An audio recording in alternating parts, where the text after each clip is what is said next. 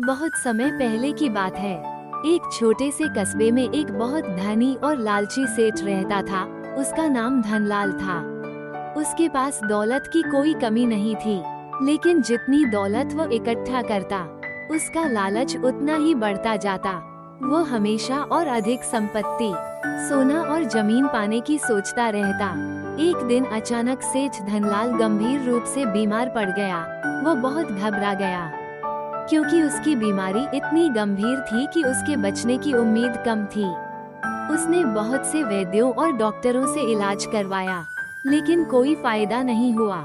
जैसे जैसे उसके ठीक होने की उम्मीद धुंधली होती जा रही थी, सेठ को अपनी मौत का भय सता रहा था। आखिरकार उसने भगवान को याद किया और उनसे प्रार्थना करने लगा। हे भगवान, सेठ ने कहा, अगर आप मुझे इस बीमारी से मुक्ति दिला दें, तो मैं आपके चरणों में 1000 सोने के सिक्के चढ़ाऊंगा। भगवान ने उसकी प्रार्थना सुन ली और धीरे धीरे सेठ की तबीयत सुधरने लगी। कुछ ही दिनों में वो पूरी तरह से स्वस्थ हो गया।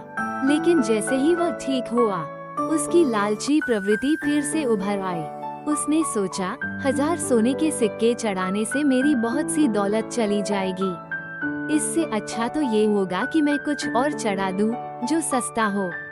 भगवान को क्या फर्क पड़ता है, उन्हें तो भक्ति चाहिए।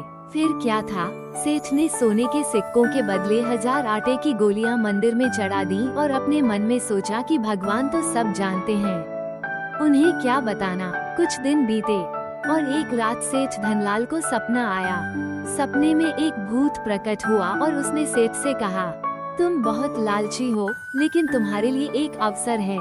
अगर तुम जंगल में जाकर एक विशेष स्थान पर खुदाई करोगे, तो तुम्हें वहाँ बहुत खजाना मिलेगा। सेठ का लालच जाग गया। वो सुबह उठते ही जंगल की ओर चल पड़ा।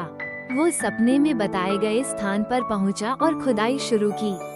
कुछ ही देर में उसे एक भारी बर्तन मिला। उसके चेहरे पर खुशी की चमक आ गई। उसने सोचा कि अब तो उसकी दौलत दोगुनी हो जाएगी। उसने बर्तन खोला तो उसमें वाकई में खजाना था, जिसे चोरों ने वहाँ छुपा रखा था। सेठ जैसे ही खजाना लेकर वहाँ से जाने को हुआ, 4 चोर वहाँ आ पहुँचे। उन्होंने सेठ को घेर लिया और कहा, तुम हमारे खजाने के पास क्या कर रहे हो? सेठ ने घबराते हुए कहा, मुझे छोड़ दो, मैं तुम्हें 1000 सोने के सिक्के दूंगा। चोरों ने हंसते हुए कहा, तुम जैसे कपटी इंसान का क्या भरोसा? जो भगवान से कपट कर सकता है, वो हमसे भी धोखा कर सकता है।